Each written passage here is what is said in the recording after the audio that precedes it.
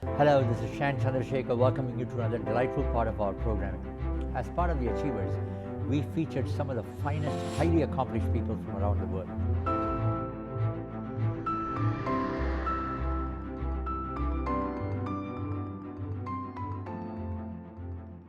Today we have someone very special with us. Their story reflects strength across generation. They have embraced the richness of the cultural heritage, navigating through the complexities of identity, belonging, and community in a multicultural society here in Toronto. Their journey is a beautiful reflection of resilience, compassion, and inspiration. It is truly my pleasure to welcome both of you here today.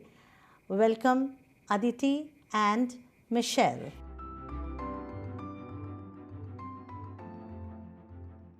Hey! Thank you so much. Wow, what an introduction. Oh We my are gosh. humbled and we're honored and we're grateful that we are here at the ATN Legendary Studios. Thank you so much for having us here. It's a dream come true. Absolutely. We are very, very privileged just being, to have you here in the show because you have been an inspiration. You are the change setter. You are the storyteller. You're the community leaders. And it is such a pleasure to have you both here today. We're so Likewise. grateful to be here and share our story with you. Thank you so much for the opportunity. Absolutely. So let's go get started with our first thing. So I know that your family journey began from Sri Lanka, moving through Europe, and then finally settling here in Toronto. So how did this migration story shaped you or your career of who you are today? Tell us a little bit, both of you. Okay. Yes, so basically my family, my beautiful family, they were loving living in Sri Lanka, such a beautiful country, a beautiful island, and we suffered the civil war, and it was a travesty, and they had to move and as refugees to escape the war, the civil war, and it was just horrific. So as refugees, they went to France. So I was born in Paris, France, and from there, I don't remember much of my childhood, but then we immigrated to Canada for a better life. My dad wanted us to have a better education, and so we immigrated to Canada, and I grew up in Canada, and it's been an experience assimilating into the Canadian culture. Even as a child, going to school, people were making fun of me because I was speaking in French. So they're like, "What's that?" And then they're like, they were bullying me because they're like, they didn't know I was Tamil. They were like, "You're Paki, you're Paki." So I was just like facing that, I was bullied, and they didn't know what to, see of my skin color, So that was the violence that I experienced coming to Canada, trying to, start a better life, Yeah. And so it was really traumatic in my elementary school days. But then later on, when puberty hit, that's when I was like, discovering myself and who I am and my creativity. And I was a shy girl growing up, and I used the arts and creativity, visual arts in particular, and also acting, drama, to just voice and tell people through storytelling of who I am, because that's how I was able to tell my story of, my identity. And so I was just zoned into my arts, and was very competitive, entered a lot of art competitions. Any book reports, I couldn't just present it. I had to act the scenes out. So as a kid, watching all these shows, Canadian shows, cartoons, I was just like, I want to be in the TV world. And but then growing up, for opportunities, it was just hard to get those opportunities and to navigate the Canadian culture. As I mentioned, trying to assimilate into the Canadian culture was very difficult. You know, just trying to see like where can I go, like what do I do, and at the same time, my parents have these cultural values and these stigmas and what I should do, what I shouldn't do, and what I should be, what career I should go into, and you know, just starting at a young age. As a child, my parents are like, "You need to be a doctor." And I was just like, but I'm interested in the arts and the media, and I want to be an actress, and I want to be in the TV world, and I don't want to be a doctor. But I was like, I felt like in my culture, we are taught to be like, it's innate in us to be silenced. Yes. So that's why I was valuing the parents. Exactly. Absolutely. I love my parents, and it's just like, you know, this is what it's like they had, they mapped out for me what my journey was going to be like. But as I got older, I was just like, I was standing up for myself, and I was like, you know, when we came to Canada, we came into a violent community in Scarborough as well, where there were turf wars, and there was gun violence, and there was that gang violence and the gang culture, and also just, you know, navigating through that as well. And it's just like, oh my gosh, like what did we come to Canada for? Like, what are we doing here? You know what I mean? So in that community I was particularly in, just being scared and just, you know, but just also being aware, and just never forgetting who I am as well. Yes. And just I think all this journey actually shaped you because you learned to face challenges. Exactly. You know, you strengthened yourself. Exactly. And which is what you're giving back, right? Exactly. And it's like standing up, even as a, you know, a young woman, as a visible minority, standing up for yourself, because, you know, yes, you have these loving parents who brought you here to a safe place, but, you know, but you have to truly dig deep to find your true identity and be the voice, and you have to be a pioneer, and that's where it starts, right? So this is what I'm going to do. I'm going to take a stand for myself, and I started, you know, doing vlogging and interviews, and also at the same time getting that education in the social work field. So academically sound as well. Exactly. So I know it's the same thing for every immigrant from the South Asian culture, Yes. where you have to have this tough academic challenges that you have to fulfill, as in the values of the family, as well as, you know, achieve for your dreams that you want to. Exactly. So Aditi, tell me, what about you? Was this the same kind of story for you? There's similarities but differences as well. So my amazing family came from the islands. We grew up in Trinidad and Tobago. We were all born there. My parents came here you know, early on in immigration days. And, you know, my father was a police officer in Trinidad. There was a lot of crime and violence in the islands, in the Caribbean at that time. They wanted a better opportunity for their children to kind of thrive and be successful. Sometimes, you know, there's not as many opportunities living in a small island like Trinidad, where there's only about 1 million people. So when we immigrated over here, you know, it really shaped, having strong West Indian heritage and culture really shaped and influenced the woman that I am today. I saw both of my parents working very hard as immigrants and newcomers to Canada. They both had multiple jobs. You know, back in the day, the immigration system was different. There was a point system. You had to, you know, be educated. You had to have your own money. You had to be independent. And so, you know, my parents really taught me the value and the ethics of working hard, being educated. We were so grateful to come over here for all the opportunities. But, you know, it's a dichotomy, because at the same time, there's a lot of discrimination and oppression you face as a racialized family.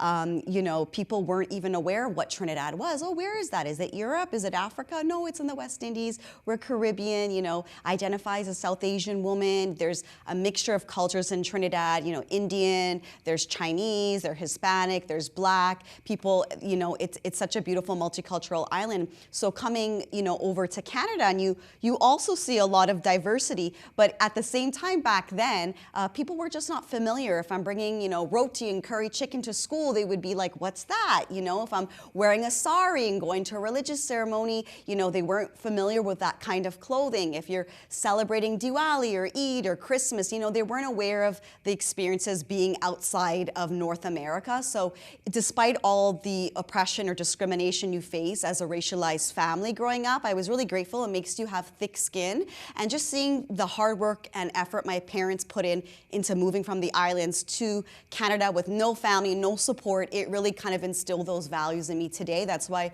I really worked hard to become educated and to become successful, and working as a social worker and therapist now. I've seen, the struggle that my parents had, so I'm grateful for all the opportunities that we were given, because really, at the end of the day, we grew up being privileged, being in a first world country, having free education, men and women having equal rights, and just having the luxuries of having shelter over our head, food to eat. So despite all of the ups and downs and challenges, I'm so grateful for my parents and the path that they paved for myself. Absolutely. I mean, I'm sure it must have been really hard, because Canada then and Canada now is so very different. Two different places, yes. Absolutely. But I understand. But when we come from this diverse culture, we also are very adaptable. And that's the strength, right? Yeah. And you have exhibited very much about it. We have read about your very impressive profile. And, you have worked with children, youth, and, women of color in priority neighborhoods. So what were the challenges that you did see while working in here? Of course, I got a little bit of hint of what you had. Yeah. But when you had to give back to the society, what were the challenges that you faced? And you were known for breaking the barriers. So tell us something about that. Yeah, so some of the challenges we did face, even like personally that I faced, working with visible minorities and South Asian women as well. I started off as a youth outreach worker in priority neighborhoods like Regent Park. And basically, even studying my undergrad and doing my master's at Ryerson University, which is now Toronto Metropolitan University, for my research, I did like a focus group where I brought together South Asian women, and we used the arts, different arts-based therapies, and focused on their strengths, where they're able to, use the arts as a therapy to, whether it's through poetry, whether it's through skits, writing skits, and just as a form, as an outlet for them to speak about their immigration experiences, how that's affected and impacted their life here in Canada. So that was a unique experience for these women. And some of the challenges that I do continuously even face now is just that some of the women, they faced violence. Yeah. And they're in fear, right? So they don't want to speak about it, right? They don't want to open up. Yeah, they don't want to open up, and they don't want to open up old wounds, right? So they're taught to be silent. Don't talk about it. Don't. So that's trying to break through them, trying to break that barrier and feel it, and let them know that this is a safe space. I'm here to listen. It's okay. No one's here to hurt you anymore. Just, trying to navigate that as well. Breaking that ceiling exactly. For them, where they can, have that outlet. Exactly. Breaking that glass ceiling. And also, other challenges that I face is like the mental health issues that they Absolutely. face. Don't talk about, like their families have told them, don't talk about these issues. You don't have any mental health issues. Don't talk about any health problems. You don't have health problems. You don't need to see a doctor. And just so just being a voice for the voiceless, and even as your parents get older, you love them so much, and the stress that you have to go through as caregivers for your parents, right? No one really talks about that, when you have to especially do it alone, yes. right? I know I personally have to do it alone. Yes. My dad passed away suddenly during the pandemic, and I'd never had to worry about these problems before, and suddenly I have all this pressure, and I am the woman of the house now, and no one is helping me. I'm doing it all on my own. Yes, exactly. No one else helping me, and I'm taking my mom to every appointment and this and stuff. And so I noticed that a lot of women that I'm working with as well, they're also experiencing that caregiver issue, and also just abuse that they've been through with their partners, domestic issues, the violence that they've faced, violence in partners, from their boyfriends, or just anything, that patriarchy system that they've been in.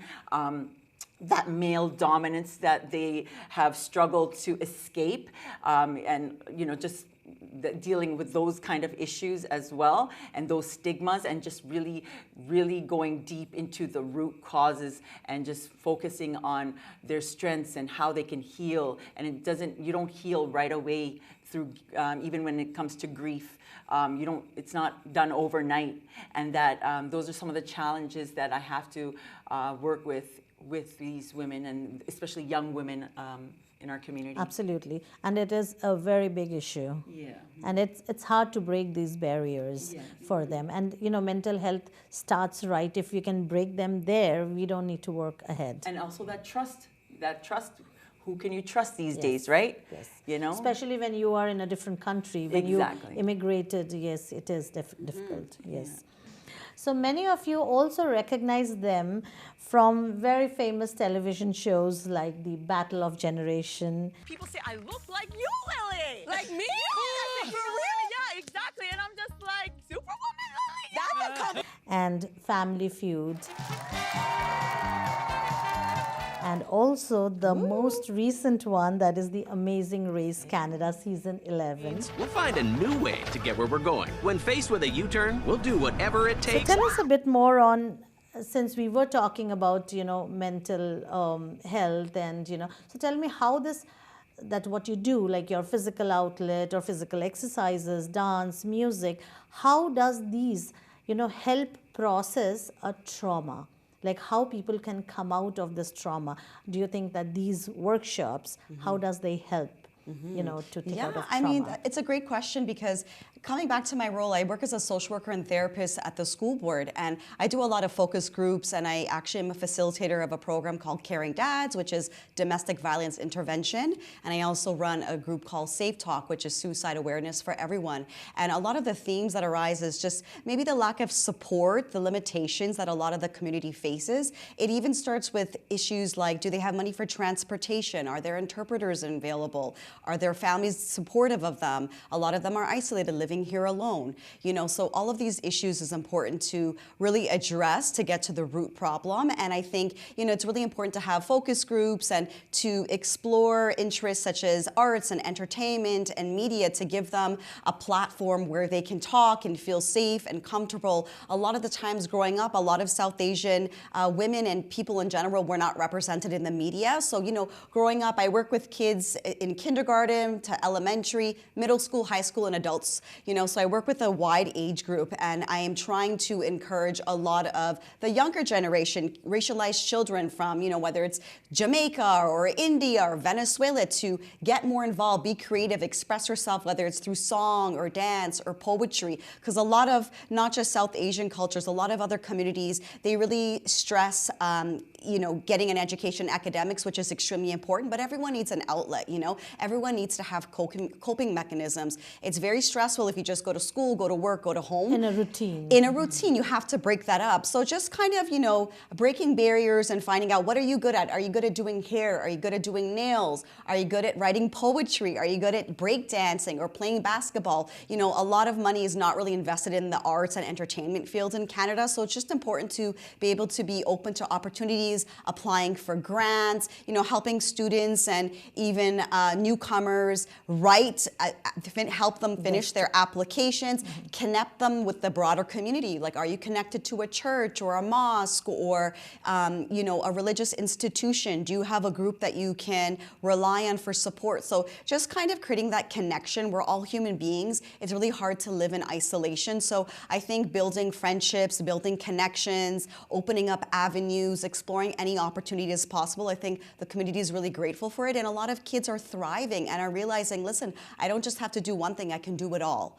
So I think just really encouraging and reiterating that message where you don't have to be in one box. Whatever you're capable and whatever you see, you can do it. Yeah, like breaking the autopilot mode, right? Exactly. And that probably is the very inception of breaking the wellness part as well, right? I mean, getting better. We're not only motivating these people, we're not only motivating these young people, we're also motivating ourselves. We're getting inspired ourselves, right? Absolutely. We're encouraging each other, right? Absolutely. So we're all chasing after our dreams and aspirations and getting these opportunities.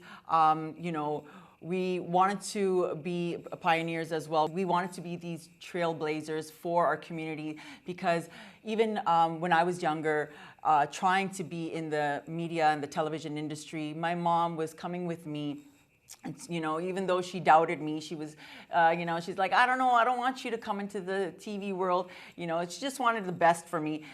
Like, there weren't those opportunities. And, you know, there were, even when you see it now, it's just always like the token South Asian girl, the token brown girl, you know? So, yeah, so just these opportunities, like Battle of the Generations, like seeing Lily Singh as the host, like Yes. how she has achieved her dreams.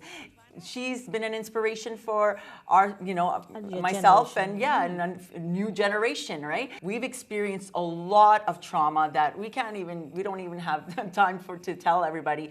Doing these kind of shows like Battle of the Generation and Family Feud and The Amazing Grace, even The Amazing Race, it's kind of like catapulted us, you know, for more opportunities and just to inspire a future generation. And it's just like, you can do it as well. Never give up, never quit, because there have been moments where I felt like hopeless, you know? Yes. I felt like, you know, am I even making a difference? I myself and Aditi were also involved in the church community as well. And we believe, you know, we continue to trust in God as well in everything that we do, every step we take as well. So, you know, we know that your social advocacy, your media presence, your mentorship, you have continued to break barriers while spreading love, awareness, and, you know, mentorship.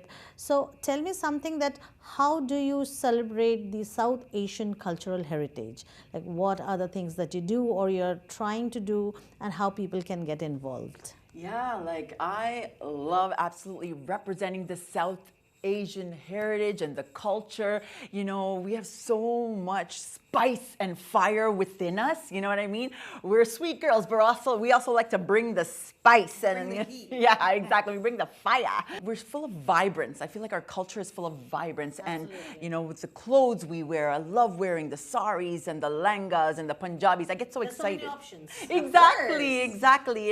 It's sexy and beautiful and just amazing. Any opportunity to wear the South Asian heritage cultural outfits, I am amped for that. And, you know, being an MC for many years, you know, I love being an MC for many years in the South Asian community at Tamil Fest and even modeling for Om and all these fashion shows, just embracing the South Asian culture and eating the food. I love myself some kottu roti and some, you know, vada and rolls, you know. I just love teaching people about our culture, educating people about our food, bringing the food to the people and other communities and being like, you know, this is what we're about.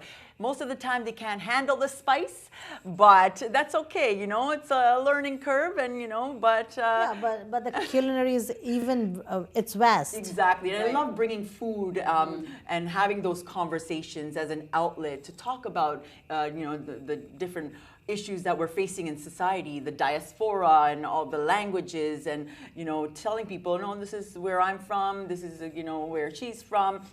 And, you know, even we've had messages, and I think you've had even a message there saying, like, you're not South Asian. It's just like, this is why we do what we do, to teach people. Now tell me, if someone, like, there are a lot of South Asian women, immigrants who are here new and they don't know where to go. So I'm sure you have the right platform. So please tell us, all of our audiences, that what is your new opportunity and how they should contact you, what is your location, and, you know, tell us about that a little bit. Sure. Well, I think the biggest challenge when you're a newcomer, you don't know where to go, who to talk to. You know, my role as a social worker is I help people in school and out of school with social emotional problems. There's also other positions like settlement workers. Settlement workers specifically work with newcomers to Canada. They can help with the immigration process, filling out applications. They can connect you to mental health agencies. They can connect you to NGOs and nonprofits.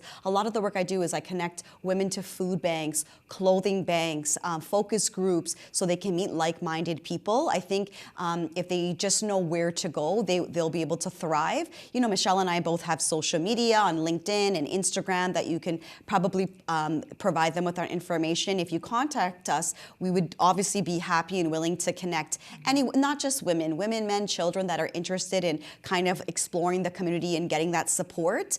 We'd be happy to, a lot of my job, I do a lot of cold calls, I make referrals, I connect people to, if, for example, they need winter boots, I'll connect them to an NGO that donates like brand new winter boots. If food is lacking, sometimes we have donors that do private gift cards. During the Christmas time and the winter break, I run a holiday hamper program where we do a lot of donations for new clothing, shoes, toiletries, gift cards to families. I think that it's just about knowing where to go and who to connect with. So if anyone wants to reach out to Michelle and I, or even just Google social workers, psychotherapists, settlement workers, and you make that call, all of these services are free.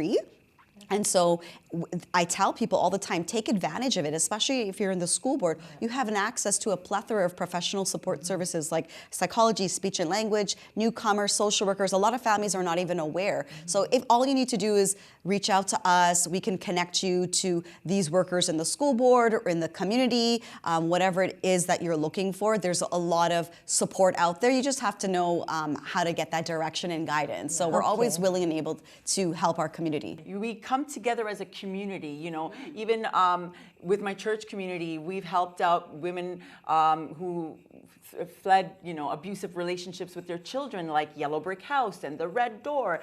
Just, if you want us to help you, do not be shy. Do not be shy. Do not be The more the merrier. Once Exactly. you make the move, the ball starts rolling. We're united as one. Yeah. We may come from different, ethnic communities, but we're at the end of the day one family. Absolutely. We all want to see each other win. I know it's the survival of the fittest.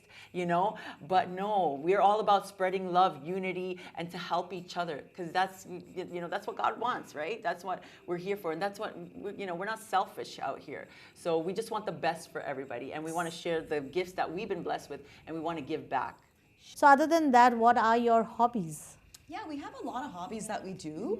I also work as an acrylic artist, so I do a lot of acrylic artists on stretch canvas paintings. I've been painting for a long time. It's just a really good way to distress and, help. Like at the end of a long, hard day, I like to paint, I like to draw, I love to travel. We're always traveling. I just got back from the island, just got back from Barbados. You can see my tan, going to the gym, working out, going on hikes. Michelle and I are always taking any opportunities. We do motivational speaking. We run focus groups. We do mentorship, big sister, big brothers. We've been part of many organizations.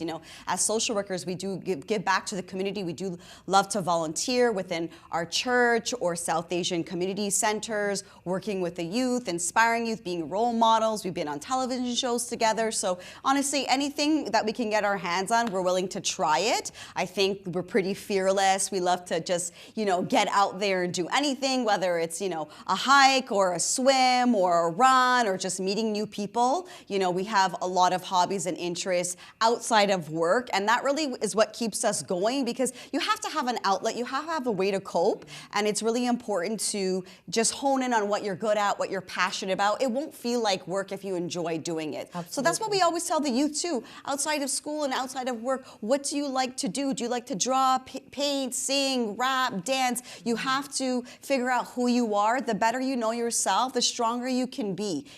You are your biggest motivator. You are the author of your destiny. So it's really up to you and not anyone else to figure out what you're good at, what you like to do, what you thrive. And the more you know, the more successful you'll be. You'll know what you're good at and what you're not so good at, what you want to attract in your life and what you want to cut out. So I think we're always learning and growing each and every day. And we're so grateful for all of these opportunities, not just, at the school board or being on television, but just being, out there and being loud and proud of who we are and where we come from, and just being open to meeting different people and going to new places. Absolutely, absolutely. So this is what keeps you going, Yeah, right? for And sure. And we That have the excitement. most fun together. Like, my cousin, we do everything together. We have that lust for life. Yes, we went to school. We did our bachelor and master's together. We work at the school board. We're social workers. We volunteer together. We go out. It we is don't so live far amazing, away. right? So we I mean, grew up like sisters together. Yeah. Yes. Yeah. Absolutely. This is wonderful. And you can see the energy is contagious, Absolutely. right? We're always giggling, It having a is. good time. I vouch that it is contagious. we don't take ourselves too seriously. There's a time and a place for everything, but we just like being who we are and being proud of our South Asian roots and just spreading the love. And like Michelle said, like some people are even like, well, you're from Trinidad. Are you? You're not South Asian. And I said, whether you're from Trinidad, Guyana, whether you're Bajan, you're Jamaican, South Asian heritage is strong. Our roots come from South Asia. Our roots, whether you're in Africa and Asia, a lot of our roots are Indian. We have our Indian heritage, and we're proud of that. Whether we're Sri Lankan or Trinidadian or Guyanese or Indian, you know, it's the connecting factor, and we all bleed red at the end of the day. And so, making that connection, regardless of your race, your creed, religion, is the most important thing to us. Absolutely. So, you all must be waiting to hear this question, because I'm going to ask a very casual question to them. They can be discreet, they have their own choices. So tell me, Michelle and Aditi, are you guys single? We're single and ready to mingle. That is what everyone wanted to hear. So I did the half of your job, the rest is yours. It's just really hard with the age that's, coming up with the social media, and it's just, but, we hope for the best. Yes, and we're never going to settle. And I really hope for the That's best one for thing. you too. Thank We you. don't settle, and that's one thing in our South Asian culture as well. There's I know my parents had the arranged marriage, and I think we connected as well. And you were talking about arranged marriage, and my parents have tried to arrange marriage me, but they don't know how to pick well. Okay, I'm tall. They pick no offense to the short kings, but I like my man tall and humble, on fear for God, and just loves life and knows how to take care of a woman. Doesn't ask to split the bill. Can I get an amen? Can I get an amen? I mean, we're financially stable and we are independent women, but you know what I mean? That's Absolutely. I can't agree more. I second every thought of theirs. And I have to tell you this, that we did have a conversation on that. So probably we should have one more show on talking about that. That could be a whole other episode. Yeah. I mean, at the end of the day, I think the message is that we're not settling. We're strong, successful, independent women, and finding a man who's aligned and has similar goals is the most important thing. Absolutely. So now a lot of our audiences know what the girls want. So it's amazing to have spoken to you. You have said a lot of things. You're doing a great job breaking barriers, trying to spread positivity, awareness, mentoring people on leadership, and coming out of their grief, of their trauma. Yeah, exactly. So That's why we do that. Yes. We've both been through that trauma. We've both been through that. We've both been through loss. It's like I know that that's how you have connected. Exactly. And since you have experienced the same grief and trauma, it's a shared story. Exactly. So when you already live something, you know what the other person goes through. Exactly. And that's how you're doing a great job. And that's why we don't want anybody to be alone in this world. We don't want anybody to be isolated or alienated. That's why we want to be an ally for those people. Yes. So what would be that one message you want to give to our audience while we wrap up today? One message is just never give up on yourself, never feel hopeless. Continue to find what your talent is. And if you don't even know, take a risk, take a chance to inspire someone else. You know what I mean? Be at peace with everybody. Continue to spread that love. Have that faith. Never, just have that hatred. Hate is just a harsh word. Continue to embrace every single opportunity that you've given. Chase after your dreams. Continue to, have that bucket list and check them off, and be ambitious and continue to thrive and be a pioneer and get to the next level. Always count your blessings. Always be grateful. No matter where you've been, what you come from, what adversity, oppression, discrimination you face, be grateful that you're alive, that you're able-bodied, that you have a voice, you have a platform. It's easy to get bogged down in the negativity, but the fact that you're alive, you woke up today, our faith, our Christianity runs deep than everything that we do. Count your blessings. Be grateful. Gratitude is what breeds happiness, okay? So I would say no matter what you do, be a authentically yourself. Give it your best. It's better to just try instead of having regrets. I should have, I would have, I could have. Be you, and make that space and that room for yourself. Know yourself. The more you know yourself, the happier you'll be, the more successful you'll be. Just give it your all. Put that fear aside and just keep walking, baby steps, one day at a time. Never give up on yourself. You are your biggest motivation. Exactly. So always focus on yourself, your joys, your goals, and just keep on climbing. No matter what anyone tells you, you focus on yourself, you follow your dreams, and the rest will come at the right time. Pray and ask for help. Don't be afraid to ask for help, and continue to pray, all right? Continue to have that faith. And I have to tell this, that she said the best thing, that gratitude breeds happiness. Yes, it So sure please does. be happy, pray, come to us. If you need help, they are here for you. Yes. And it was a great, great show talking to you guys. Thank you so much. We're so Thank happy to you do it very, very together. much. Thanks for coming and inspiring all our audience. Thank you so much. It was We're a so pleasure happy talking to be to you. here. Thank you.